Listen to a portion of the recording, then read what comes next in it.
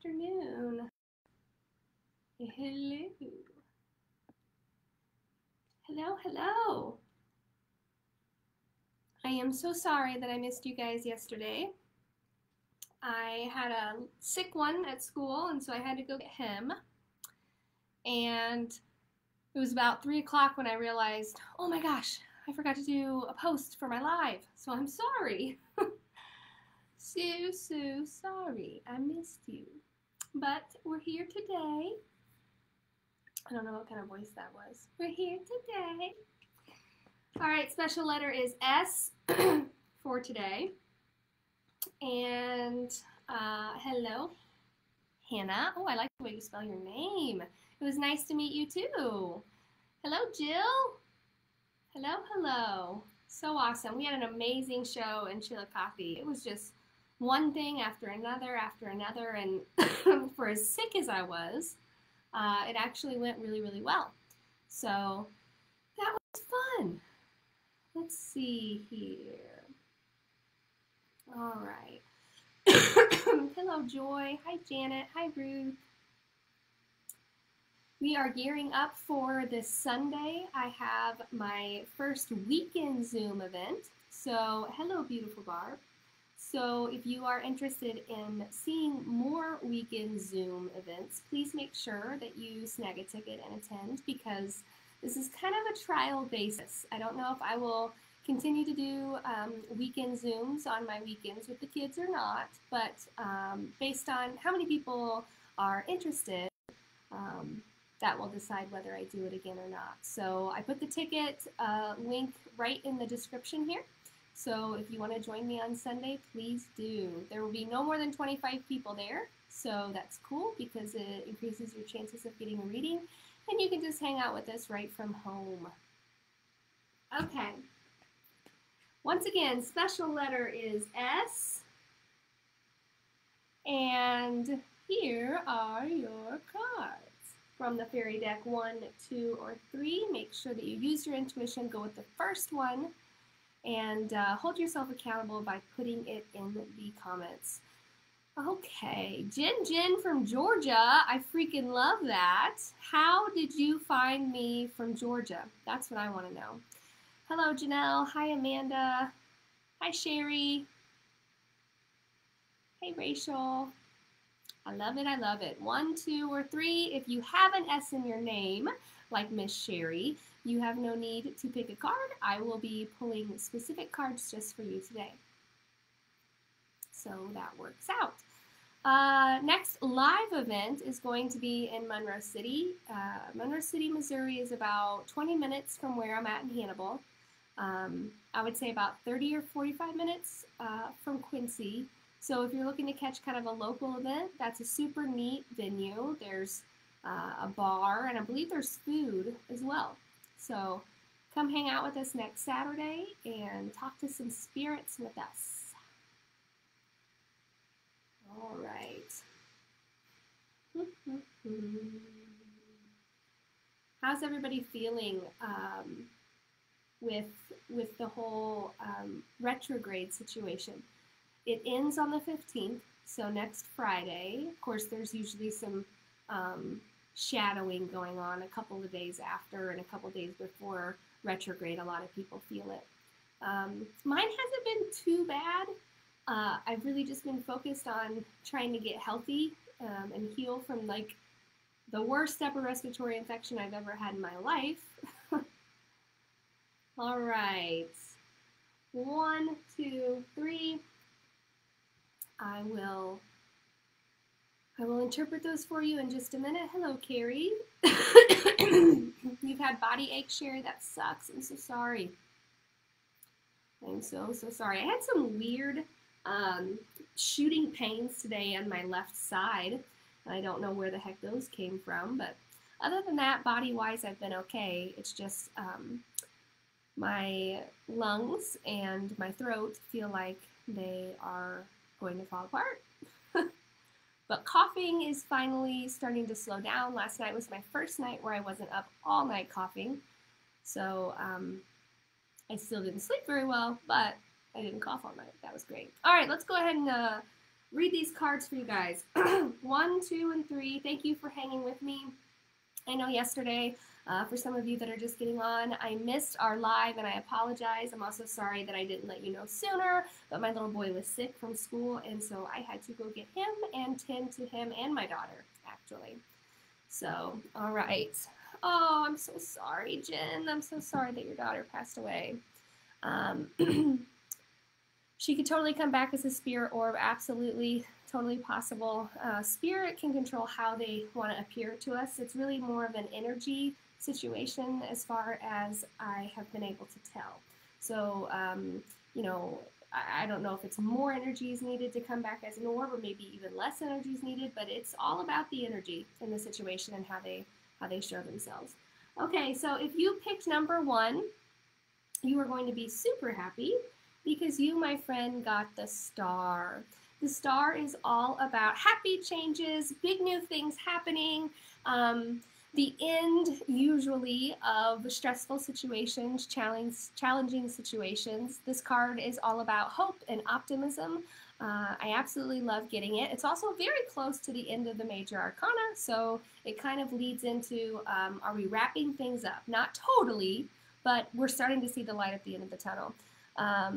Using this card to give you guidance on the future is basically telling you that the challenging times that you've been facing are slowly going to come to an end, and you, like I said, have reached the end of the light at the tunnel. I did pull a couple of extra cards for you guys today just to clarify some of the cards that I pulled for you, and this card is your clarifier.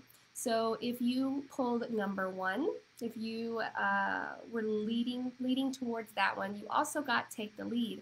So this card, as a clarifier, tells me that while there is happy changes about to come out, you also have to step into your power. So they're not just going to manifest right in front of you, you actually have to take some action. But things are getting better. So that is a happy, happy card. All right. If you picked number 2, you got the Dreamer. The Dreamer is amazing. Oh, hello. Look who's joining us, my mother. Everybody say hi to Cheryl and Ron Nyson. That's my mama. So if you picked number 2, you got the very first card of the Major Arcana. That's the very beginning of a journey, the tip top. It's all about embracing your true purpose as long as you found it. If you hadn't, sometimes this card can be about finding your true purpose. It's all about beginning a new adventure, and most importantly, learning how to trust yourself. We tend to have the worst trust relationships with ourselves, right? And I've talked about this a couple of times on here, but I'd like to say it again just because intuitively I feel led to do so. We tend to not trust ourselves and trust others even more, which is ridiculous. But that's mainly because we've made mistakes in the past. We've allowed what we thought was our intuition to guide us toward the answers or the situation that we should put ourselves in, and we end up being wrong. And then when we're wrong about that situation, we tend to never want to trust ourselves again. I'm going to have to go to somebody else to get the information. I'm going to have to do this. I'm going to have to do that. Surely I can't trust myself. And so it just really starts that one mistake, which we're supposed to be able to learn from, right? That's what mistakes are all about. That one mistake that we make kind of starts snowballing, and it keeps us from trusting our true intuition. A lot of times, the mistakes that we made, the choices that we made that caused those trust issues weren't made from a higher place or a higher voice. They were made from our ego. So just keep that in mind. You can trust yourself 100%. So if you got this card, trust yourself. Also, I pulled a card for you as well as a clarifier, and the card that comes with number 2 is number 8, number 2, yeah, is number 8, and this one is all about dedicated effort. When I pull this card in conjunction with the Dreamer, this tells me that you are going to have to constantly rely on discipline and not on motivation in order to get exactly what you want, but exactly what you want is right there in the palm of your hand. So don't think that you really have to go any further or look any further. The adventure is ready for you to take. All you have to do is take the step, okay? But just keep in mind that you are going to have to remain dedicated. Okay. Woo, anybody else hot in here? Patty, you are so right on point again. Oh, thank you. I so love what you tell me. I love that. I love it. I love it. That's awesome. Okay. The Awakening is number 3. So if you pick number 3, this card is coming to you for a couple of reasons, and it's all about how you're looking at things. Depending on what you're seeking guidance for, excuse me, this card could be coming in the sense that it wants you to change the way that you're looking at things. Maybe the solution to your issue or your problem is right there in front of you, but because there's something blocking you, more than likely your ego, you're refusing to see it, okay? You want to embrace your uniqueness when it comes to this card. A lot of times people get the Awakening card and they instantly think that this means they're going to be having a spiritual awakening. That's not always the case. Oftentimes it's more of a temporary pause in action. So just step back for a minute and look at whatever it is that you're seeking guidance on today and ask yourself, am I looking at every facet possible? Am I seeing all of the possible solutions? Because if not, or if I'm choosing not to see the easiest solution because it's not something that I want to do or give into, maybe it's time for you to do that. I did pull a clarifying card for you as well, and it came up number 3, Nurture. So this can go a couple different ways, okay? I feel like your guides are basically asking yourself to be gentle on yourself. Chances are you are going to have to see things from a different point of view, probably from somebody's point of view that you can't stand or that annoys you, or who've even led you astray, or you are getting ready to go through a spiritual awakening. Either way, your guides want you to nurture yourself and be gentle. Be gentle with yourself when you are embarking on this new way of looking at things. If it is a spiritual awakening, a lot of people tell me, well, what do I do? You don't do anything. You just go with it. You flow with it. A couple of signs that you may be entering a spiritual awakening are you want to get rid of materials. You're tired of all the junk around your house. You find yourself giving things away. You're asking yourself deeper questions constantly. What's a deeper meaning to life? What is my purpose? Why am I here?